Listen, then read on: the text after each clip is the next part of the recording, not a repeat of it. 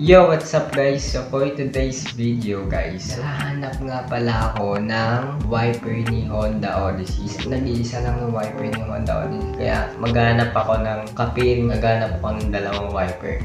Kasi isa lang ang wiper ni Honda Odyssey. Tanong-tanong ako sa mga auto supply. Nag-converse ako. Wala raw silang ganong wiper. Kaya bukas, pupunta kami ng dito ko sa mga parts out, mga nag-chop-chop ng mga sasakyan. Maghanap kami kung meron nga ba silang ganong wiper na tinda.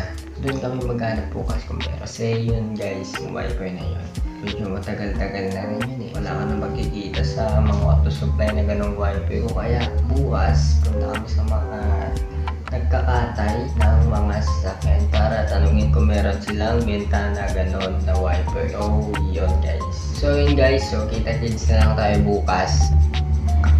So ito nga guys yung lumang wiper blade ni Honda Odyssey. So bilhin na tayo ng bago guys, palitan na natin tong luma niya na wiper blade.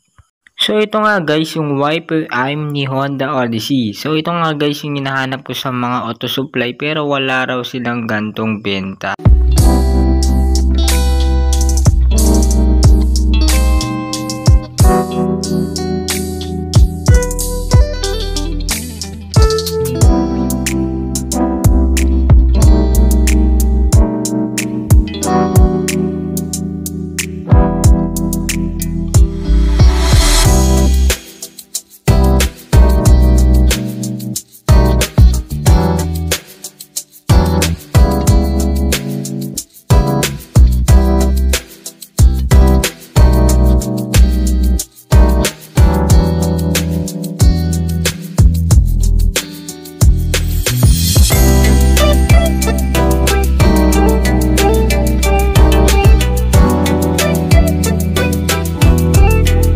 Kami bumili ng bagong wiper blade at saka wiper lock ng wiper blade. So ito nga pala yung nabili namin na wiper blade lock. Ito siya. Ito yung bagong bili namin. Dalawa na yung pinili ko na ganito para merong extra na isa pang ganito. Ito yung extra niya. So yun nga lang yung nabili namin. Yung nabili lang namin guys, yung wiper blade at saka yung lock niya. Yun lang yung nabili namin kasi wala kami mahanap na wiper arm. O kaya yun na lang yung nabili namin. Pinili namin para kompleto yung wiper.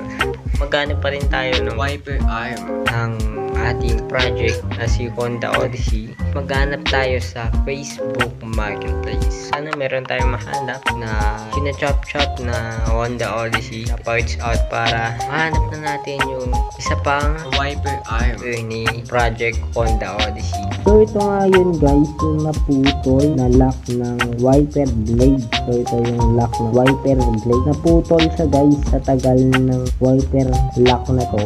Wiper blade lock na to. Sa tagal, naputol siya. Nagtanong-tanong kami. Pinakita kasi namin to yung nabili namin. Sabi nila, yung mga ganito daw kasi sa plastic lang yung lock niya, ang wiper blade.